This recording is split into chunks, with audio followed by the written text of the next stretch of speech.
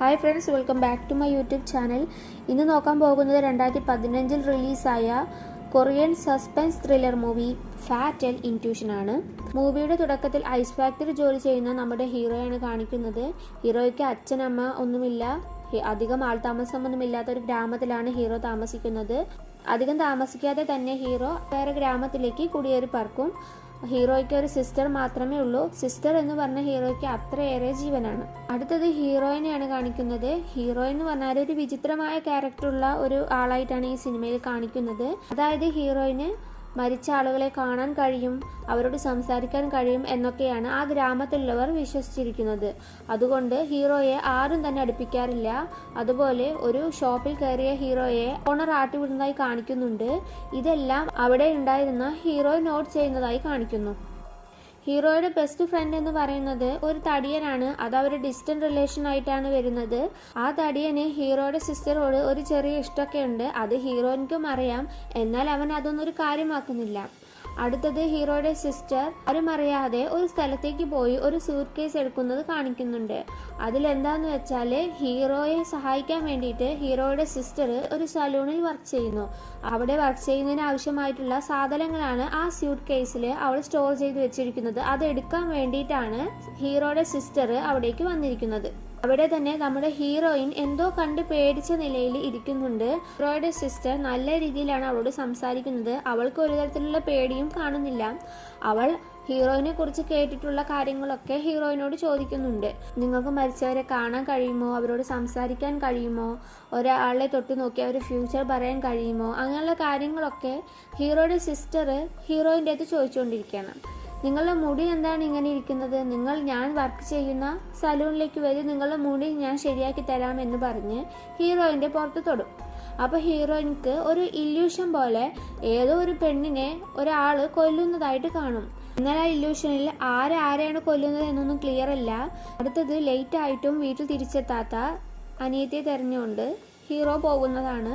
അവൾ വർക്ക് ചെയ്യുന്ന സലൂണിലേക്ക് പോയിട്ട് അവളെ കൂട്ടിക്കൊണ്ടുവരും. ഹീറോയ്ക്ക് അറിയാം അവൾ വർക്ക് ചെയ്യുന്നത്. പക്ഷേ ആ ഹീറോയ്ക്ക് അത് തീരെ ഇഷ്ടമല്ല. കാരണം ആളുകൾ പല രീതിയിലാണ് അതിനെക്കുറിച്ച് സംസാരിക്കുന്നത്. അപ്പോൾ അവളോട് ഹീറോ വഴക്കിടുന്നു. ഇങ്ങനെ വർക്കിന് പോകണ്ട, എന്തിനാണ് നീ പോകുന്നത് എന്നൊക്കെ പറഞ്ഞ് സിസ്റ്ററോട് വഴക്കിട്ട് അവളെ ഒരു പണിഷ്മെന്റ് പോലെ ആ വീട്ടിൽ തന്നെ പൂട്ടിയിട്ട് ഹീറോ പുറത്തേക്ക് കളിക്കാൻ പോകും. അതിനുശേഷം ആ വീട്ടിൽ കിടന്നുറങ്ങുന്ന ഹീറോയുടെ സിസ്റ്റർ ബേസ്മെന്റിൽ നിന്ന് എന്തോ ഒരു സൗണ്ട് കേട്ട് ബേസ്മെന്റിലേക്ക് എത്തി നോക്കുകയാണ്. ബേസ്മെന്റിലേക്ക് പുറത്തു നിന്ന് വരാനുള്ള വഴിയുണ്ട്. ചിലപ്പോൾ ഹീറോ ആയിരിക്കും എന്ന് കരുതിയിട്ടാണ് ഹീറോയുടെ സിസ്റ്റർ ആ ബേസ്മെന്റിലേക്ക് എത്തി നോക്കുന്നത്. എന്നാൽ അത് ഹീറോ ആയിരുന്നില്ല. മുഖം മൂടിയിട്ടൊരു മനുഷ്യൻ ഏണി വഴി മുകളിലേക്ക് കയറി വരുന്നതാണ് കാണുന്നത്. ആ മുഖം മൂടി മനുഷ്യൻ ഹീറോയുടെ സിസ്റ്ററെ നന്നായി ഉപദ്രവിച്ച് കൊല്ലുന്നുണ്ട്. എന്നിട്ട് ആ ബേസ്മെന്റിൽ തന്നെ അവളുടെ ഡെഡ് ബോഡി മറച്ചു വെക്കുന്നുണ്ട്. കുറെ നേരം കഴിഞ്ഞ് നമ്മുടെ ഹീറോ വീട്ടിലേക്ക് തിരിച്ചു വരും. എന്നാൽ അവിടെ സിസ്റ്ററെ കാണില്ല. ചിലപ്പോൾ വഴക്ക് കൂടിയത് കൊണ്ട് സിസ്റ്റർ എങ്ങോട്ടെങ്കിലും പോയിട്ടുണ്ടാവും എന്ന് കരുതി പോലീസ് സ്റ്റേഷനിൽ പോയി കംപ്ലൈന്റ് കൊടുക്കും. അപ്പോൾ പോലീസുകാർ പറയും, ചിലപ്പോൾ വഴക്ക് കൂടിയത് കൊണ്ട് 2-3 ദിവസം കഴിഞ്ഞാൽ തിരിച്ചു വരുമായിരിക്കും. അങ്ങനെ പറഞ്ഞ് ഹീറോയെ തിരിച്ചുവിടുന്നു. അങ്ങനെ ഹീറോ ബേസ്മെന്റിൽ സിസ്റ്ററെ കാണാത്ത സങ്കടത്തിലിരിക്കുകയായിരിക്കും. അപ്പോൾ പുറത്തു നിന്നും ഹീറോയിൻ ഉള്ളിലേക്ക് ഒരു പേടിയോടെ നോക്കുന്നത് കാണാം. അത് കണ്ട് ഹീറോ അവളുടെ അടുത്തേക്ക് പോകുമ്പോൾ ബേസ്മെന്റിലെ സാധനങ്ങളെല്ലാം ഷെയ്ക്കാവുന്നത് കാണാം. ഉടനെ തന്നെ അവിടെ ടാങ്കിൽ ഒളിച്ചു വെച്ചിട്ടുള്ള ഹീറോയിന്റെ സിസ്റ്ററുടെ ബോഡി മുകളിലേക്ക് പൊന്തി വരും. അനിയത്തിയുടെ ഡെഡ് ബോഡി കണ്ടപ്പോൾ അവനാകെ ഷോക്കായി അവളെ പോയി കെട്ടിപ്പിടിച്ച് കരയുകയാണ്. അടുത്തത് കാണിക്കുന്നത് അവളുടെ ഫ്യൂണറലാണ്. ഒരു ബൗളില് അരിയിട്ട് അത് പുഴയിലേക്ക് വലിച്ചെറിഞ്ഞാൽ മരിച്ച ആളുടെ ആത്മാവ് വന്ന് അത് കഴിക്കുമെന്നുള്ള വിശ്വാസം ആ ഗ്രാമത്തിലുണ്ട്. അവളെ വളരെ മോശമായിട്ടാണ് അവിടെ വന്ന ആളുകളെല്ലാം സംസാരിക്കുന്നത്. അതിനുശേഷം അവിടെയുള്ള ചടങ്ങുകൾ നടന്നുകൊണ്ടിരിക്കുകയാണ്. ഒരു ലേഡി ഒരു ടേബിളിൽ കയറി ആ ബൗള് പുഴയിലേക്ക് വലിച്ചെറിയും. എന്നിട്ട് അതിന്റെ ഒരു മറ്റേ അറ്റം ആ ലേഡി കയ്യിൽ ഹോൾഡ് ചെയ്ത് പിടിച്ചിട്ടുണ്ടാകും. കുറച്ച് കഴിഞ്ഞ് ഹീറോയിൻ അവിടേക്ക് വരുന്നുണ്ട്. ആ ലേഡി നിന്നിരുന്ന ആ ടേബിൾ നിറച്ച് ചോരയുണ്ടാകും. കാരണം ആ ലേഡിയുടെ കാലൊക്കെ മുറിഞ്ഞ് ചോര വരുന്നത് കാണാം. ഹീറോയിൻ നോക്കുമ്പോൾ ആ ലേഡിയുടെ തലയ്ക്ക് മുകളിലായി ഒരു കുട്ടിയുടെ ആത്മാവ് നിൽക്കുന്നത് കാണാം. അപ്പോൾ ഹീറോയിൻ പോയിട്ട് നിനക്ക് എന്താണ് വേണ്ടത്, നീ ഇവിടുന്ന് പോ എന്നെല്ലാം ആ കുട്ടിയുടെ ആത്മാവിനോട് പറയുന്നുണ്ട്. അതിനുശേഷം ആ ആൻറ്റിയുടെ കയ്യിൽ നിന്നും വേറൊരാള് ആ ബൗള് കെട്ടിയിട്ട തുണി വലിച്ചു നോക്കുമ്പോൾ ആ തുണിയുടെ അറ്റത്ത് കെട്ടിയിട്ട ബൗള് കാണാനില്ല. ആ ബൗള് അതിൽ നിന്നും പൊട്ടിയിട്ട് വേറൊരു ഭാഗത്തേക്ക് ഒതുങ്ങിയിരിക്കുന്നുണ്ട്. ആ പൊട്ടിയ ബൗള് ഒരു ഭാഗത്ത് തടഞ്ഞു നിൽക്കുകയാണ്. അത് ഹീറോ കാണുന്നുണ്ട്. ഹീറോ അത് നോക്കിക്കൊണ്ടിരിക്കുമ്പോൾ ആ തടഞ്ഞു നിന്ന ഭാഗത്തിന് മുകളിലായി മുഖംമൂടിയിട്ട ഒരാൾ നിൽക്കുന്നത് കാണാം. അത് കണ്ട ഹീറോയ്ക്ക് ഒരു ഡൗട്ട് തോന്നിയിട്ട് അവിടെ നിന്ന ആളെ വിളിക്കുകയാണ്. അത് കേട്ട ഉടനെ അയാൾ ഓടി രക്ഷപ്പെടും. അപ്പോൾ തന്നെ നമുക്കതിൽ മനസ്സിലാക്കാം അതാണ് ആ സിസ്റ്ററിനെ കൊന്ന കില്ലറെന്ന്. അത് ഹീറോയ്ക്ക് മനസ്സിലാകുന്നു. ഹീറോ അവനെ പിന്നാലെ പോയി പിടിക്കാൻ നോക്കും, പക്ഷെ അവനെ പിടിക്കാൻ കഴിയില്ല. ആ കില്ലർ ഇട്ടിരുന്ന ഷൂവിന്റെ ഒരു പ്രിന്റ് അവനിക്ക് കിട്ടുന്നു. ആ ഷൂവിന്റെ ബ്ലൂ പ്രിന്റ് വെച്ചിട്ട് ഹീറോ അവിടെയുള്ള ഷോപ്പുകളിലെല്ലാം പോയിട്ട് ആ ബ്ലൂ പ്രിന്റ് പോലത്തെ ഷൂ ഉണ്ടോ എന്ന് ചെക്ക് ചെയ്തുകൊണ്ടിരിക്കുമ്പോഴാണ് നമ്മുടെ ഹീറോയിനെ അവിടെ വെച്ച് കാണുന്നത്. ആ ഫ്യൂണറലിൽ നിന്നെ ആരും വിളിച്ചിട്ടില്ലല്ലോ, നീ എന്തിനാണ് അവിടെ വന്നത്? അപ്പോൾ മറ്റുള്ളവർ പറയുന്ന പോലെ നിനക്ക് പ്രേതത്തെ കാണാൻ കഴിയുമോ എന്നൊക്കെ ഹീറോയിൻ്റെ അടുത്ത് ചോദിക്കുന്നു. എൻ്റെ അനിയത്തിയല്ല എൻ്റെ അടുത്ത് സംസാരിച്ചത്, വേറെ ആരോ എന്നെ അങ്ങോട്ട് വിളിച്ചു വരുത്തുന്ന പോലെ എനിക്ക് തോന്നി എന്നെല്ലാം ഹീറോയിൻ്റെ അടുത്ത് പറയും. പിന്നെയുള്ള ചോദ്യങ്ങൾക്കൊന്നും അധികം ഉത്തരം കൊടുക്കാണ്ട് ഹീറോയിൻ അവിടെ നിന്നും പോകുന്നു. അതിനുശേഷം കാണിക്കുന്നത് കില്ലറെ കണ്ടുപിടിച്ചു എന്ന് പറഞ്ഞ് ഹീറോയ്ക്ക് പോലീസ് സ്റ്റേഷനിൽ നിന്നും കോൾ വരികയാണ്. ആ കണ്ടുപിടിച്ച ആൾ വേറെ ആരുമല്ല, ഹീറോയുടെ കൂടെ എപ്പോഴും ഉണ്ടാകുന്ന ആ തടിയനാണ്. പോലീസ് ചെക്ക് ചെയ്തതിൽ ഹീറോയുടെ സിസ്റ്ററിന് ഈ തടിയൻ ഒരുപാട് മെസ്സേജ് അയച്ചിട്ടുണ്ട്, അതുപോലെ തന്നെ ഒരുപാട് കോൾ ചെയ്തിട്ടുണ്ട്. അതുപോലെ തന്നെ ഈ തടിയൻ്റെ റൂമിൽ നിന്നും ആ സിസ്റ്ററുടെ ഇന്നർ വിയേഴ്സ് ഒക്കെ കിട്ടുന്നുണ്ട്. അത് കണ്ടിട്ടാണ് പോലീസ് ഇതാണ് കില്ലർ എന്ന് പറഞ്ഞ് ആ തടിയനെ അറസ്റ്റ് ചെയ്തിട്ടുള്ളത്. പക്ഷേ ഇതിൽ ട്വിസ്റ്റ് എന്താന്ന് വെച്ചാൽ ഈ ഹീറോയുടെ സിസ്റ്ററുടെ പോസ്റ്റ്മോർട്ടം റിപ്പോർട്ടിൽ നിന്ന് ഹീറോയുടെ സിസ്റ്ററെ റേപ്പ് ഒന്നും ചെയ്തിട്ടില്ല, കൊല്ലുക എന്നൊരു ലക്ഷ്യത്തോട് മാത്രമാണ് കൊന്നിട്ടുള്ളത് എന്ന് പോസ്റ്റ്മോർട്ടം റിപ്പോർട്ടിൽ വന്നിട്ടുണ്ടാകും. ഇവന് ഒരുപാട് കാലമായിട്ട് എൻ്റെ സിസ്റ്ററെ ഇഷ്ടമാണ്, അതെനിക്ക് ആദ്യമേ അറിയാം എന്നെല്ലാം ആ പോലീസിനോട് ഒരു ക്ലാരിഫൈ വരുത്തുമ്പോൾ ആ പോലീസ് പറയും അതൊന്നും പറ്റില്ല, ഇവിടെ ഞങ്ങൾ അറസ്റ്റ് ചെയ്തു എന്നൊക്കെ പറഞ്ഞ് ഹീറോയെ തിരിച്ചുവിടും. ഹീറോ അനിയത്തിയുടെ ഫോട്ടോ നോക്കിയിട്ട് രാത്രി കരഞ്ഞുകൊണ്ടിരിക്കുകയാണ്. പെട്ടെന്ന് ഹീറോയുടെ സിസ്റ്ററുടെ ഫോണിൽ നിന്നും ഹീറോയ്ക്ക് ഒരു കോൾ വരും. അങ്ങനെ കോൾ വരുമ്പോൾ ഹീറോ ആ കോൾ അറ്റൻഡ് ചെയ്ത് സംസാരിക്കുമ്പോൾ അപ്പുറത്തു നിന്നും ആരും സംസാരിക്കുന്നില്ല. ആ കോള് കട്ടാവുകയും ചെയ്യുന്നു. അപ്പോൾ ഹീറോ അതിൻ്റെ ലൊക്കേഷൻ കണ്ടുപിടിക്കാൻ വേണ്ടിയിട്ട് ഒരു ഷോപ്പിൽ പോയിട്ട് അതിന് ലൊക്കേഷൻ അറിയാൻ വേണ്ടി ശ്രമിക്കുന്നുണ്ട്. ആ ഷോപ്പിലുള്ള ആളുകൾ അതൊന്നും കൊടുക്കുന്നില്ല. ആരാണോ ആ ഫോണിൻ്റെ ഓണർ അയാളുടെ ഡീറ്റെയിൽസ് വേണം, അയാളെ കാണണം, എന്നാലൊക്കെയാണ് ആ ലൊക്കേഷൻ കൊടുക്കാൻ പറ്റുള്ളൂ എന്നൊക്കെ ഹീറോയിനോട് പറയുകയാണ്. അങ്ങനെ പ്രൂഫ് വേണം എന്നൊക്കെ പറയുമ്പോൾ ഹീറോയ്ക്ക് ദേഷ്യം വന്ന് ഹീറോ ആ കടയിൽ നിന്നും പുറത്തിറങ്ങും. അപ്പോഴാണ് ഹീറോയിൻ ബസ് സ്റ്റോപ്പിൽ നിൽക്കുന്നതായിട്ട് ഹീറോ കാണുന്നത്. ഹീറോയിക്ക് ഒരു ഐഡിയ തോന്നുകയാണ്. ഹീറോയിൻ്റെ അടുത്ത് പോയിട്ട് നിങ്ങളാണ് എൻ്റെ സിസ്റ്റർ എന്ന് പറഞ്ഞ് ഡീറ്റെയിൽസ് കൊടുക്കണം, അപ്പോൾ എനിക്ക് ആ ഫോണിലുള്ള ഡാറ്റാസ് ഒക്കെ കളക്ട് ചെയ്യാൻ പറ്റും എന്നൊക്കെ പറഞ്ഞ് ഷോപ്പിലേക്ക് കൂട്ടിക്കൊണ്ടുപോവാണ്. അവിടെ പോയിട്ട് ഹീറോയിൻ്റെ ഡീറ്റെയിൽസ് ഒക്കെ കൊടുക്കുമ്പോൾ ആ ഷോപ്പിലുള്ള ആളുകളെല്ലാം ഇത് ഹീറോയുടെ സിസ്റ്ററാണ് എന്ന് പറഞ്ഞ് ആ ലൊക്കേഷൻ അവസാനമായിട്ട് കോൾ വന്ന ലൊക്കേഷൻ എവിടെയാണ് എന്ന് പറഞ്ഞു കൊടുക്കും. ഹീറോയിനും പാടെ ആ വീട്ടിലേക്ക് നടന്നു പോവുകയാണ്. ആദ്യമേ പറഞ്ഞ പോലെ ആ ഗ്രാമത്തിൽ കൂടുതൽ ആളുകളൊന്നുമില്ല, എല്ലാവരും അവിടെ നിന്ന് വേറെ ഗ്രാമത്തിലേക്ക് മാറി താമസിച്ചു. ഒരു ഒഴിഞ്ഞ വീടാണ് ഈ ലൊക്കേഷൻ കാണിക്കുന്നത്. ഹീറോയിനും പാടെ ആ വീട്ടിൽ പോയി നോക്കുമ്പോൾ ഹീറോ കാണുന്നത് ഹീറോയ്ക്ക് ഓൾറെഡി അറിയാവുന്ന ഒരാളാണ്. അയാളുടെ വേറെ കാമുകിയെ കാണാൻ വേണ്ടിയിട്ടാണ് ആ വീട്ടിലേക്ക് വന്നിരിക്കുന്നത്. അതേസമയം ഹീറോ അവിടെ ഉണ്ടായിരുന്ന വേറൊരു വീട്ടിൽ ഒരു മുഖംമൂടിയിട്ട ഒരാൾ ചാടി പോകുന്നതായിട്ട് കാണുന്നു. ഹീറോയ്ക്ക് മനസ്സിലാകുന്നു അതാണ് ആ കില്ലറെന്ന്. ആ കില്ലറെ ഹീറോ പിന്തുടരുന്നുണ്ട്. പക്ഷേ ഒരു പോയിന്റ് എത്തുമ്പോൾ ആ കില്ലറെ കാണാൻ ഹീറോയുടെ സിസ്റ്ററുടെ മൊബൈലിൽ ആ കില്ലർ അടുത്തുണ്ടാവും എന്ന് കരുതി ഹീറോ ആ ഫോണിലേക്ക് കോൾ ചെയ്യും. അപ്പോൾ ഹീറോയുടെ അടുത്ത് തന്നെ ആ കില്ലർ ഉണ്ട് എന്ന് ഹീറോയ്ക്ക് മനസ്സിലാകും.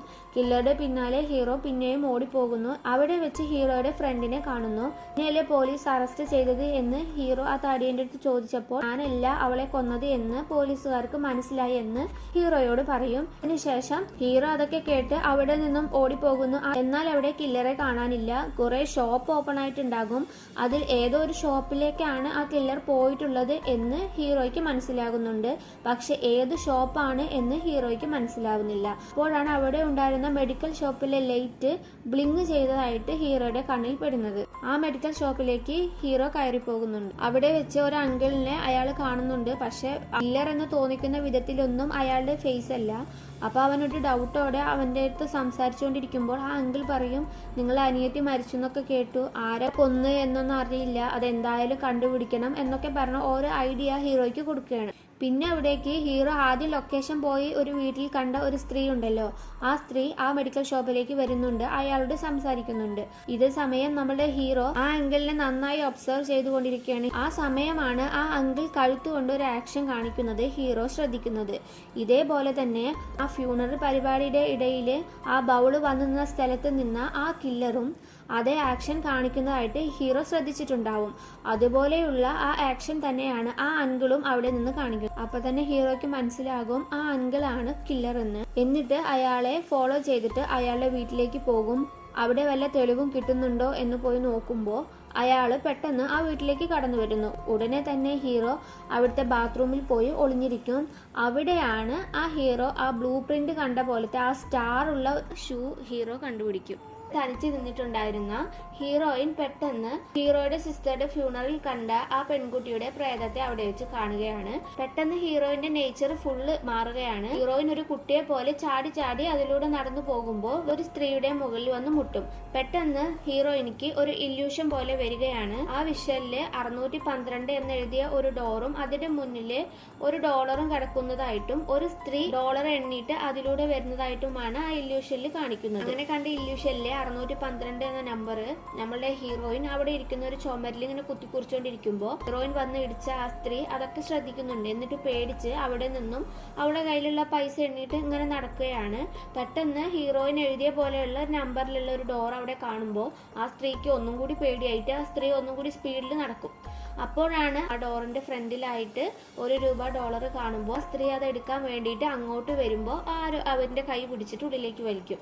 അത് കഴിഞ്ഞ് ഹീറോയിന്റെ അടുത്ത് വരുമ്പോൾ കാണുന്നത് ഹീറോയിൻ 612 എന്നെഴുതിയ ആ വീടിന്റെ മുന്നിൽ ഇങ്ങനെ പേടിച്ച് നിൽക്കുകയാണ്. അത് കണ്ടിട്ട് ഹീറോയ്ക്ക് മനസ്സിലാകുന്നുണ്ട് അവിടെ എന്തോ പ്രശ്നമുണ്ട് എന്നുള്ളത്. എന്താ നടന്നിട്ടുള്ളത് എന്നറിയാൻ വേണ്ടിയിട്ട് ആ ഡോറ് തുറന്ന് ഉള്ളിലേക്ക് പോയുമ്പോൾ അവിടെ വെച്ച് ആ സ്ത്രീയുടെ ഡെഡ് ബോഡി കാണുകയാണ്.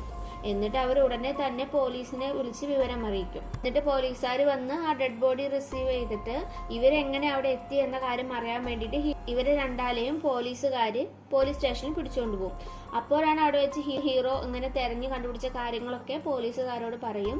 ഹീറോയിന് ഇങ്ങനെ ഒരു പവർ ഉണ്ട്, അതുകൊണ്ടാണ് ഇതൊക്കെ അറിയാൻ പറ്റിയത് എന്ന് അവരോട് പറയുമ്പോൾ അവരത് വിശ്വസിക്കുന്നില്ല. എന്നിട്ട് ഹീറോയിന്റെ വീട്ടിലേക്ക് തിരിച്ചുവിടും. പക്ഷെ ഹീറോ അടുത്ത വീട്ടിൽ പോയിട്ട് ഫ്രഷ് ആയി കൊണ്ടിരിക്കുമ്പോഴാണ് അടുത്ത വീട്ടിൽ ക്യാമറ ഉള്ള കാര്യം ഹീറോയുടെ ശ്രദ്ധയിൽപ്പെടുന്നത്. അങ്ങനെ ഹീറോ അത് ചെക്ക് ചെയ്യാണ്.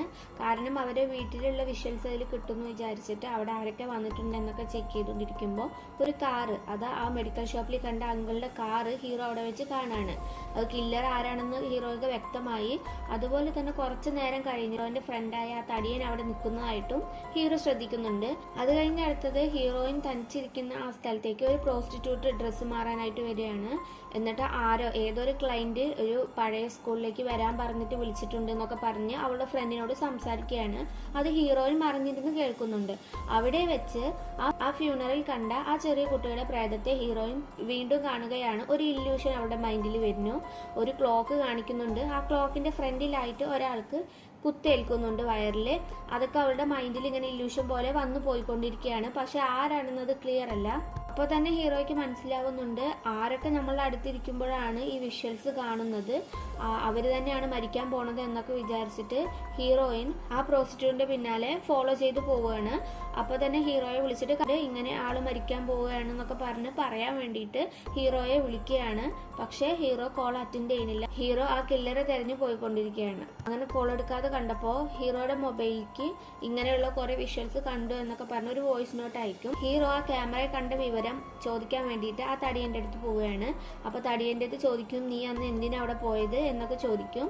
അപ്പോൾ തടിയൻ പറയും, ഇങ്ങനെ വീട്ടിൽ പൂട്ടിയിട്ടുണ്ട്, അതൊന്ന് തുറന്നു തരും എന്ന് ചോദിച്ച് നിങ്ങളെ സിസ്റ്റർ എന്നെ വിളിച്ചിട്ടുണ്ടായിരുന്നു, അതുകൊണ്ടാണ് ഞാൻ പോയത് എന്ന് ആ തടിയൻ ഹീറോയോട് പറയും. അവിടെ ഒരു കാർ നീ കണ്ടിട്ടുണ്ടായിരുന്നോ എന്ന് അവരോട് ചോദിക്കുമ്പോൾ അവർ പറയും, ആ കണ്ടിട്ടുണ്ടായിരുന്നു, പക്ഷെ അതിനുള്ളിൽ ആരും ഉണ്ടായിരുന്നില്ല എന്ന് ആ തടിയൻ ഹീറോന്റെ അടുത്ത് പറയും. അങ്ങനെ ഹീറോ ചെയ്യുന്നത് ആ കാറ് നിർത്തി ആ സ്ഥലത്തേക്ക് പോയിട്ട് അത് ചെക്ക് ചെയ്യാണ്. കാരണം എന്തിനാണ് എന്തിനാണ് അവിടെ കാറ് നിർത്തിയത് എന്ന് ഹീറോയ്ക്ക് അറിയണം. അങ്ങനെ നോക്കുമ്പോഴാണ് ഹീറോയുടെ വീടിന്റെ ബേസ്മെന്റിലേക്കുള്ള വഴി ആ കാറ് നിർത്തിയതിന്റെ ഫ്രണ്ടിലായിട്ട് കാണുന്നത്. അപ്പൊ തന്നെ ഹീറോക്ക് മനസ്സിലാകും എന്തായാലും ഹീറോയുടെ സിസ്റ്ററെ കൊന്നത് അയാൾ തന്നെയാണെന്ന്. അടുത്തത് കാണിക്കുന്നത് ആ പ്രോസ്റ്റിറ്റ്യൂട്ട് പോയ സ്കൂളാണ്. സ്കൂളിൽ ആ കില്ലർ ആ പ്രോസ്റ്റിറ്റ്യൂട്ട് അടുത്തേക്ക് വരികയാണ്. അവളെ കണ്ടതും അവളെ കൊല്ലാൻ തുടങ്ങിയാണ്. ഇതെല്ലാം പുറത്തു നിന്നും ഹീറോയിൻ കാണുന്നുണ്ട്. ആ പ്രോസ്റ്റിറ്റ്യൂട്ടിനെ കില്ലർ കൊല്ലാൻ ശ്രമിച്ചുകൊണ്ടിരിക്കുമ്പോൾ ഹീറോയിൻ എങ്ങനെയെങ്കിലും രക്ഷപ്പെടുത്തണം എന്ന് കരുതി പുറത്തു നിന്നും ഒരു കല്ലെടുത്ത് എറിയും. ആ സൗണ്ട് കേട്ട് കില്ലർ ആരാണ് അത് ചെയ്തത് എന്ന് അറിയാൻ വേണ്ടിയിട്ട് അവിടെ ചെക്ക് ചെയ്തുകൊണ്ടിരിക്കുകയാണ്. പക്ഷെ ആരെയും കാണില്ല. ഹീറോയുടെ സിസ്റ്ററെ കൊന്നത് ആ മെഡിക്കൽ ഷോപ്പിലെ അങ്കിളാണെന്ന് ഹീറോയ്ക്ക് എന്തായാലും മനസ്സിലായിട്ടുണ്ട്.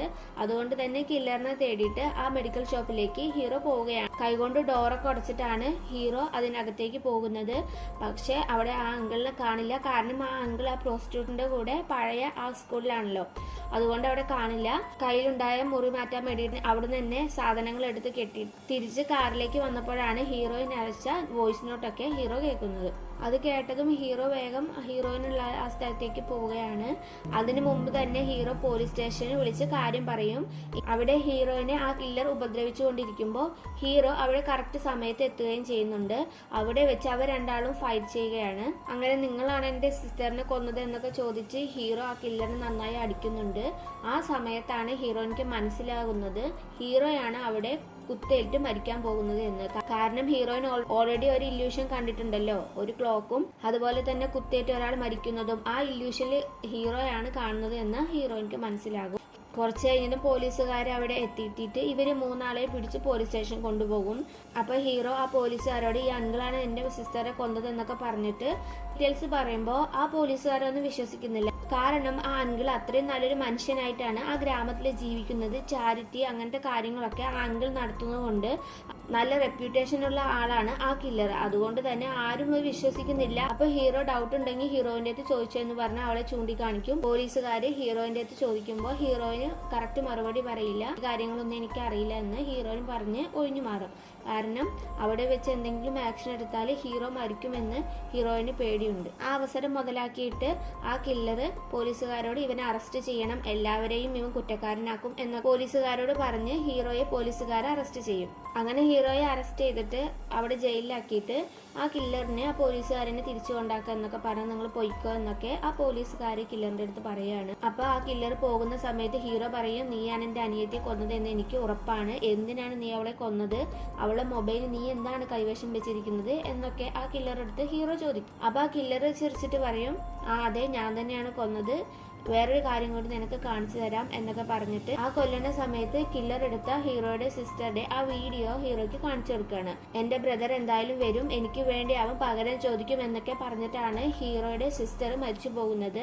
ആ വീഡിയോ കില്ലറിന്റെ കയ്യിൽ ആ മൊബൈലിൽ ഉണ്ടാവും. ഇതൊക്കെ കേട്ട് ഹീറോയ്ക്ക് നല്ല വിഷമമാവുന്നുണ്ട്. നിന്നെ ഞാൻ എന്തായാലും അവസാനിപ്പിക്കും എന്നൊക്കെ ഹീറോ കില്ലറിന്റെ അടുത്ത് പറയും. എനിക്കെതിരെ വേറൊരു തെളിവുമില്ല, ഈ വീഡിയോ മാത്രമാണ് തെളിവ് എന്നൊക്കെ പറഞ്ഞിട്ട് ആ ഫോണിൽ ഉണ്ടായിരുന്ന ആ വീഡിയോ ഡിലീറ്റ് ആക്കി കളയാണ്. എന്നിട്ട് ഹീറോയോട് പറയും, അടുത്തത് ഞാൻ ഹീറോയിനെയാണ് കൊല്ലാൻ പോകുന്നത്, നിനക്ക് പറ്റുവാണെങ്കിൽ അതൊന്ന് തടയും എന്നൊക്കെ പറഞ്ഞ് ഹീറോയെ വെല്ലുവിളിച്ച് അവിടെ നിന്ന് പോവുകയാണ്. നെക്സ്റ്റ് കാണിക്കുന്നത് ഹീറോയിനെയാണ്. ഹീറോയിന്റെ മുന്നിൽ ആ ഫ്യൂണറലിൽ ഉണ്ടായിരുന്ന ആ കുട്ടിയുടെ പ്രേതം തന്നെ പിന്നെയും പ്രത്യക്ഷപ്പെടുകയാണ്. എന്നിട്ട് അവിടെ ഉണ്ടായിരുന്ന ഒരു പഴയ വീട്ടിലേക്ക് ആ കുട്ടി നടന്നു പോകുന്ന പോലെ കാണിക്കുന്നുണ്ട്. അതേസമയം കാണിക്കുന്നത് പോലീസുകാരൻ ആ കില്ലറിനെ വീട്ടിലേക്ക് കൊണ്ടാക്കാൻ വേണ്ടിയിട്ട് കാറിൽ പോയിക്കൊണ്ടിരിക്കുമ്പോൾ പോലീസുകാരന്റെ ഫോണിലേക്ക് കോൾ വരികയാണ്. കില്ലറിനെ കുറിച്ച് ഇങ്ങനെ അന്വേഷിച്ചിട്ടുണ്ട്, അവനിക്ക് ഈ ഗ്രാമത്തിൽ തന്നെ ഒരു വലിയ വീടൊക്കെ ഉണ്ട്, അങ്ങനെ ഡീറ്റെയിൽസ് ഒക്കെ കൊടുത്തോണ്ടിരിക്കുകയാണ്. ആ വീട്ടിലേക്കാണ് ആ ചെറിയ കുട്ടിയുടെ പ്രേതം ഹീറോയിനെ കൊണ്ടുപോകുന്നത്. അടുത്തത് ആ കില്ലറിന്റെ പഴയ വീട്ടിൽ എന്താണ് സംഭവിച്ചതെന്നാണ് കാണിക്കുന്നത്. കില്ലറിന്റെ അമ്മ മരിച്ചു പോവുകയും അതിനുശേഷം ആളുടെ അച്ഛൻ വേറെ കല്യാണം കഴിക്കുകയും ചെയ്യുന്നുണ്ട്. കല്യാണം കഴിഞ്ഞതും ആളുടെ അച്ഛനും കോമ സ്റ്റേജിലേക്ക് പോകും. കില്ലറിന് ഒരു സിസ്റ്റർ ഉണ്ട്. സിസ്റ്റർ അധികം ആരോട് സംസാരിക്കുന്നില്ല. അതേപോലെ തന്നെ കില്ലറിന്റെ രണ്ടാമത്തെ അമ്മ അവരുടെ അച്ഛൻ കോമ സ്റ്റേജിലുള്ളപ്പോൾ തന്നെ വേറെ ഒരാളുമായിട്ട് ബന്ധത്തിലായിരിക്കും. കില്ലറുടെ അച്ഛന്റെ എല്ലാ സ്വത്തുക്കളും പിടിച്ചെടുക്കണം എന്ന ലക്ഷ്യത്തോടെയാണ് ആ സ്ത്രീ അവിടെ നിൽക്കുന്നത്. എന്നാൽ ആ സ്ത്രീ, അതായത് ആ കില്ലറിന്റെ രണ്ടാനമ്മ കില്ലറുടെ സിസ്റ്ററെ കൊല്ലും. അത് കണ്ടിട്ട് കില്ലറിന് മനോനില തെറ്റുകയാണ്. എന്നിട്ട് കില്ലർ ആ രണ്ടാനമ്മയെയും അവരുമായിട്ട് ബന്ധത്തിലുണ്ടായിരുന്ന ആളെയും കല്ലുകൊണ്ടടിച്ച് കൊല്ലുകയാണ്. അങ്ങനെ ഈ ഡീറ്റെയിൽസ് എല്ലാം ആ പോലീസുകാരന് ആളുടെ അസിസ്റ്റന്റ് ഇങ്ങനെ പറഞ്ഞു കൊടുത്തോണ്ടിരിക്കുമ്പോൾ ഇതൊക്കെ ബാക്കിലുണ്ടായിരുന്ന കില്ലറും കേട്ടുകൊണ്ടിരിക്കുകയാണ്.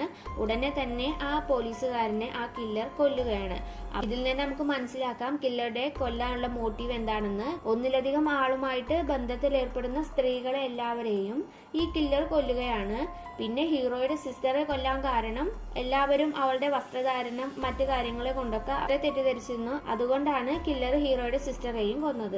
അടുത്തത് ഹീറോ ആ ജയിലിൽ നിന്നും ഇങ്ങനെയൊക്കെ രക്ഷപ്പെടുകയാണ്. എന്നിട്ട് ഹീറോയിനെ രക്ഷിക്കാൻ വേണ്ടിയിട്ട് വരുമ്പോൾ ഹീറോയിനെ അവിടെ കാണില്ല. അപ്പൊ ഹീറോ ഒരു കാര്യം ആലോചിക്കും. ഹീറോയിന് അയച്ച വോയിസ് നോട്ടില് അവളുടെ ഇല്യൂഷനിൽ ഒരു എക്സ് എന്ന സൈന് കണ്ടിട്ടുണ്ട് എന്ന് ഹീറോയ്ക്ക് വോയിസ് അയച്ചിട്ടുണ്ടാകും. അവിടെയുള്ള എക്സ് എന്ന സിമ്പിൾ ഇട്ട എല്ലാ വീടുകളും ഹീറോ പോയിട്ട് ചെക്ക് ചെയ്തുകൊണ്ടിരിക്കുമ്പോൾ അവസാനം ആ കില്ലറുടെ വീട്ടിലേക്ക് തന്നെ ഹീറോ വരികയാണ്. അങ്ങനെ അവിടെ ചെക്ക് ചെയ്തുകൊണ്ടിരിക്കുമ്പോൾ ഹീറോയിനെ കെട്ടിയിട്ട നിലയിൽ ഹീറോ കാണുന്നത്. അത് കണ്ട് ഹീറോയിനെ രക്ഷിക്കാൻ വേണ്ടിയിട്ട് ഹീറോ അവിടെ പോയിട്ട് ആ കെട്ടെല്ലാം അയച്ചുകൊണ്ടിരിക്കുമ്പോൾ ബാക്കിലൂടെ കില്ലർ വന്ന് ഹീറോയെ ഉപദ്രവിക്കുകയാണ്. അവർ തമ്മിലൊരു ഫൈറ്റ് നടക്കുന്നുണ്ട്. എന്നിട്ട് കില്ലർ അവിടെ ഉണ്ടായിരുന്ന ഒരു കമ്പി കൊണ്ട് ഹീറോയുടെ വയറ്റിൽ കുത്തുകയാണ്. ഒരു തവണ കുത്തി, രണ്ടാമത്തെ തവണ കുത്താൻ വരുമ്പോഴേക്കും കില്ലറുടെ കയ്യിൽ ഒരു ചെറിയ കുട്ടി വന്ന് പിടിക്കുകയാണ്. ആ ചെറിയ കുട്ടി വേറെ ആരുമല്ല, ഇടയ്ക്കിടയ്ക്ക് ഹീറോയിന്റെ മുന്നിൽ വരുന്ന ആ കുട്ടിയുടെ പ്രേതമാണ് ആ ചെറിയ കുട്ടി. അത് കില്ലറുടെ സിസ്റ്റർ ആയിരുന്നു. ആ കുട്ടി മരിച്ചത് കൊണ്ടാണല്ലോ ബാക്കിയുള്ളവരെ എല്ലാം കില്ലർ കൊല്ലുന്നത്. ആ പ്രേതമാണ് ഹീറോയിനെ അവിടെ എത്തിച്ചതും. കാരണം ആ കുട്ടിക്ക് അവരുടെ ബ്രദർ ഇങ്ങനെ എല്ലാവരെയും കൊല്ലുന്നത് ഇഷ്ടമല്ല. അത് തടയാൻ വേണ്ടിയിട്ടാണ് ഹീറോയിന്റെ മൈൻഡിൽ ഇങ്ങനെ ഓരോ ഇല്യൂഷൻ ആ പ്രേതം കൊണ്ടുവന്നത്. അത് കണ്ടതും ആ കില്ലർ ഒന്ന് പതറിപ്പോവുകയാണ്. ആ സമയം ഹീറോ പറയുന്നുണ്ട്, എനിക്ക് അച്ഛനമ്മ മരിച്ചപ്പോൾ എൻ്റെ സിസ്റ്റർ മാത്രമേ ഉണ്ടായിരുന്നുള്ളൂ, അവളെ ഞാൻ അങ്ങനെ സ്നേഹിച്ചതാണ്, പക്ഷെ അവളെ നീ കൊന്നല്ലോ എന്നൊക്കെ പറഞ്ഞിട്ട് കില്ലറിനെ എടുത്ത് മുകളിലുള്ള ബിൽഡിങ്ങിൽ നിന്നും താഴേക്ക് ചാടുകയാണ്. ഹീറോ മരിച്ചിട്ടുണ്ടാവും എന്നൊക്കെ കരുതിയിട്ട് ഹീറോയിൻ മുകളിൽ നിന്നും താഴോട്ട് നോക്കുമ്പോൾ അവിടെ കില്ലർ മാത്രമേ മരിച്ച നിലയിൽ കാണുന്നുള്ളൂ. ഹീറോ കാണുന്നില്ല. ഹീറോയിന്റെ കയ്യിലുണ്ടായിരുന്ന ആ ബാൻഡേജ് അവിടെയുള്ള ഒരു കമ്പിയിൽ തടഞ്ഞ് ഹീറോ അവിടെ തന്നെ തൂങ്ങി നിൽക്കുകയാണ്. അത് കണ്ട് ഹീറോയിൻ അവനെ രക്ഷിച്ച് മുകളിലേക്ക് വലിക്കും. അടുത്തത് മരിച്ചു കിടന്നിട്ടുണ്ടായിരുന്ന ആ കില്ലറുടെ അടുത്ത് കില്ലറുടെ സിസ്റ്റർ കില്ലറെ കെട്ടിപ്പിടിച്ച് കിടക്കുകയാണ്. അടുത്ത സീനിൽ കാണിക്കുന്നത് ഹീറോയും ഹീറോയിനും പാടെ ഹീറോയുടെ അനിയത്തിയുടെ അസ്ഥി ഒഴുക്കാൻ വേണ്ടി വന്നിട്ടുള്ളതാണ്. അങ്ങനെ ആ സിനിമ അവസാനിക്കുന്നു. ഈ സിനിമ നിങ്ങൾക്ക് ഇഷ്ടമായിട്ടുണ്ടെങ്കിൽ എൻ്റെ ചാനൽ ലൈക്ക് ചെയ്യാനും സബ്സ്ക്രൈബ് ചെയ്യാനൊന്നും മറക്കരുത്.